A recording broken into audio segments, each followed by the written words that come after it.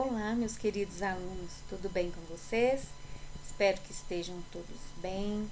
Aqui é a Luciana, professora de vocês de ciências, e hoje a gente está aqui para aprender um pouquinho sobre as cadeias alimentares e teias alimentares. Cadeia alimentar e teia alimentar. Aqui nós temos o conceito de cadeia alimentar. A cadeia alimentar são as relações de alimentação entre os organismos de uma comunidade. Todo ser vivo no ambiente, ele vai buscar o quê? Ele vai buscar alimento, né? Ele precisa dessa nutrição para poder viver.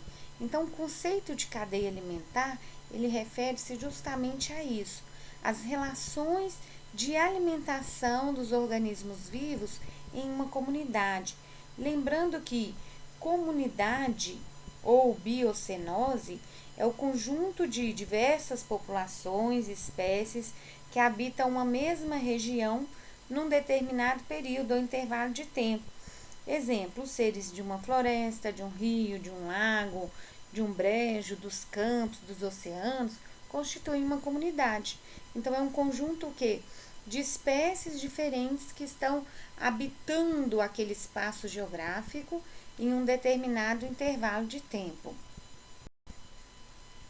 A cadeia alimentar e os níveis tróficos. Nós vamos começar pelo primeiro nível trófico, que são os produtores. Todo produtor ele é capaz de fixar energia luminosa sob a forma de energia química. Por isso eles são chamados autótrofos.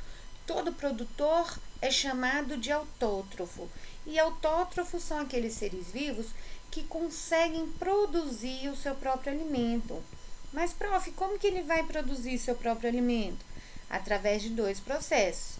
Nós temos o processo da fotossíntese e da quimiossíntese. O processo da quimiossíntese a gente não aprende agora, mais para frente a gente vai aprender. Mas nós vamos falar um pouquinho sobre o processo de fotossíntese, que vocês mesmos já aprenderam no ano passado. Então, todo produtor, ele vai ser aqui, no nosso caso, fotossintetizante, ou seja, ele vai produzir seu próprio alimento através de um processo denominado ou chamado de fotossíntese. Aqui a gente tem a imagem dos produtores fotossintetizantes, a gente tem a imagem aí ilustrando o processo de fotossíntese. A gente tem a equação geral da fotossíntese e a imagem ilustrando o que está acontecendo. Todas as setas que estão se direcionando à planta, está ilustrando aquilo que a planta está absorvendo. Todas as setas que estão saindo da planta, está ilustrando aquilo que ela está o quê? Liberando para o ambiente.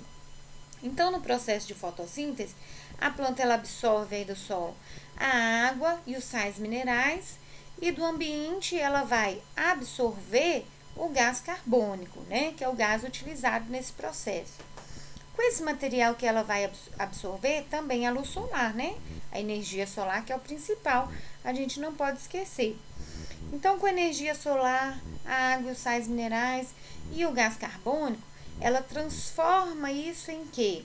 Em glicose, que é o seu açúcar, que é o seu alimento, e ele é distribuído por toda a planta. A gente vê aí na setinha branca que está sendo distribuído para toda a planta, e em contrapartida libera para o nosso ambiente o oxigênio, que é um gás essencial aí para os seres vivos do ambiente de forma geral, que são os seres vivos que utilizam esse oxigênio no processo de respiração celular.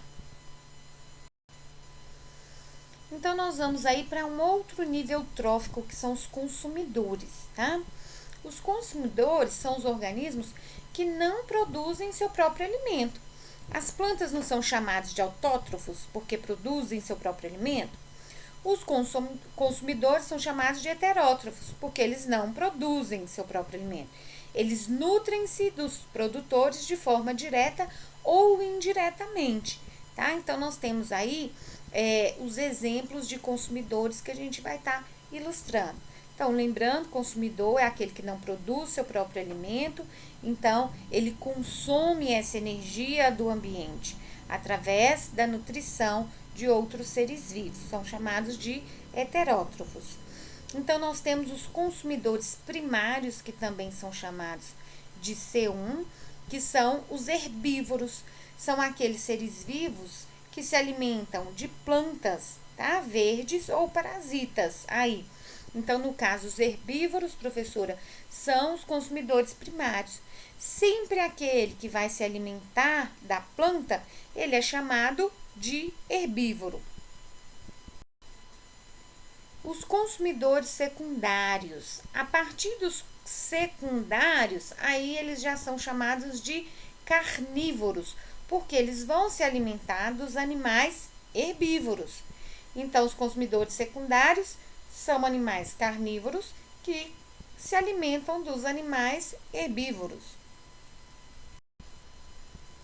Os consumidores terciários são os carnívoros que se alimentam dos consumidores secundários. Então, nós temos os autótrofos ou os produtores, os consumidores primários, que se alimentam das plantas, os consumidores secundários, que se alimentam dos herbívoros, e os consumidores terciários, que por sua vez vão se alimentar dos consumidores secundários. E por último, os consumidores quaternários, C4, que são os carnívoros que se alimentam de consumidores terciários. Então, é uma sequência: consumidor primário, consumidor secundário, consumidor terciário e consumidor quaternário. Os decompositores, gente, são os heterótrofos aí, porque eles não são autótrofos, ok? Eles não produzem seu próprio alimento. Eles decompõem a matéria orgânica morta em inorgânica, num processo natural de reciclagem da matéria. Então, ou seja, eles reciclam a matéria orgânica que está no ambiente, transformando essa matéria orgânica em inorgânica. Nós temos aí os fungos e as bactérias. Na primeira e na segunda imagem, a gente tem os fungos, e na terceira imagem nós temos aí uma colônia de bactérias. Então, os decompositores, eles fecham aí as cadeias alimentares. Eles devolvem ao ambiente, reciclam essa matéria e a devolvem essa matéria aí para o ambiente. Então, a gente tem aqui um exemplo de cadeia alimentar e o nível trófico, ou seja, o nível que cada ser vivo ocupa nessa cadeia alimentar. Temos a planta, nível trófico 1, que é um ser vivo autótrofo. Temos um herbívoro, que ele é o segundo nível trófico, portanto, é um consumidor primário. E temos o carnívoro, que é o terceiro nível trófico, portanto, o consumidor terciário. E aqui a gente tem outro exemplo aí de cadeia alimentar. Olha, os fungos e as bactérias, então, são classificados como decompositores.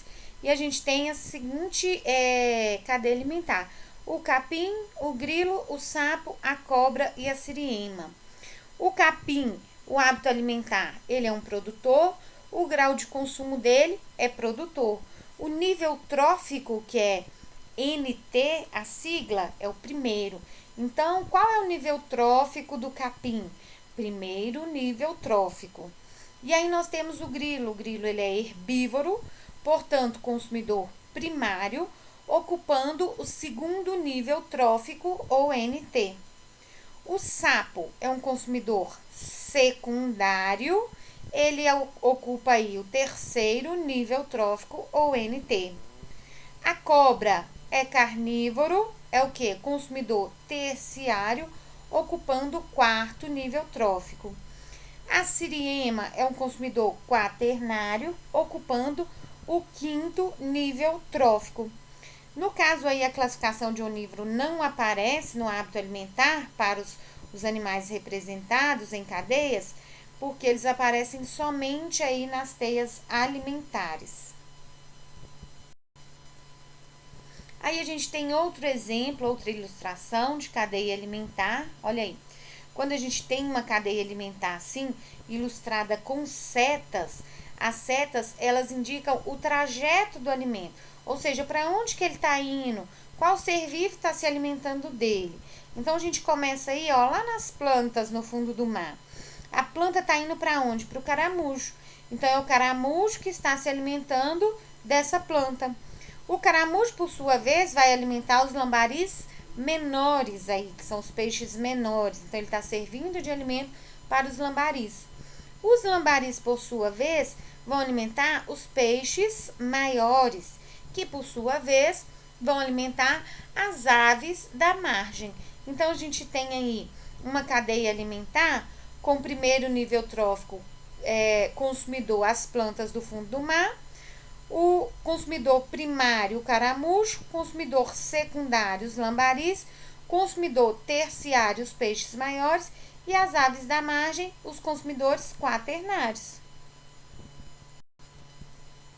Aí, outro exemplo de cadeia alimentar em que a gente tem os produtores, o consumidor primário, que é o roedor, o consumidor secundário, que é a cobra, e o consumidor terciário, que é a águia. E aí, todas as setas indicam para os decompositores, no caso aí os fungos, que fazem a reciclagem dessa matéria orgânica. Outro exemplo de cadeia alimentar em que nós temos o produtor, a cereja, o consumidor de primeira ordem ou consumidor primário, o pardal, e a coruja como consumidor de segunda ordem ou consumidor secundário. E aí, na coluna aí na vertical, a gente tem os decompositores. A teia alimentar. Então, nós vimos o conceito de cadeia alimentar. Agora, a gente vai ver o conceito de teia alimentar. As teias alimentares, tá? É o conjunto de cadeias alimentares interconectadas, geralmente representado como um diagrama nas relações entre os diversos organismos. Nas teias alimentares aparecem os onívoros, que são aqueles que se alimentam, né?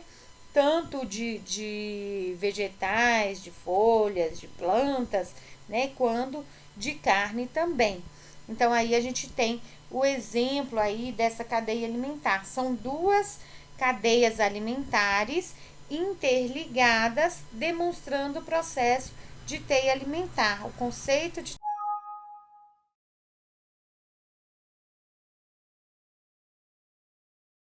teia alimentar.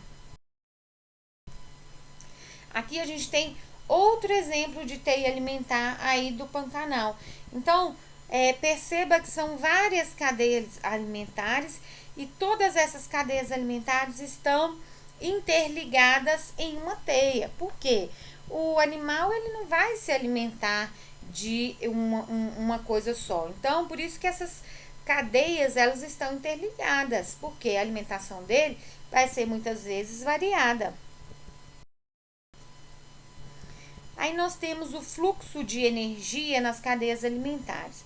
O produtor, ele é o que absorve mais energia luminosa, não é? Ele realiza o processo de fotossíntese, então ele capta essa energia luminosa através do processo de fotossíntese. Essa energia, ela é dissipada, ou seja, diminuída ao longo da cadeia alimentar. Quanto mais aumenta o nível trófico, consumidor primário, secundário, terciário, vai ocorrer a diminuição dessa energia disponível.